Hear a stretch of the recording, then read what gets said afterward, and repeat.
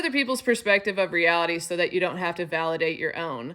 Meaning that if you keep abandoning different goals or different things that you want in life because you're worried about what other people would say or think about you, then there's a really good chance that you're not prioritizing your own reality, and instead you are prioritizing other people's reality of who they think you are or who they want you to be. And to add insult to injury, you're pretty much prioritizing your assumption of these other people's reality, meaning that part of the time you don't even know if that's what people actually think about you or what they want from you. You just assume to know what you think other people are expecting of you through your own internalized fears and shame. And therefore, you prioritize other people's reality over your own because you don't have a solid sense of who you are. And because of that, you don't have a solid sense of what your reality is. And maybe that's because you never learned in childhood how to develop your own sense of self, because for whatever reason, your parents or caregivers didn't give you a safe space to do so. And this is especially so if you grew up in a chaotic or traumatic environment where not only were you punished for trying to be your own person and build your own beliefs, but you also had to be made constantly aware of what your parents or caregivers were thinking and feeling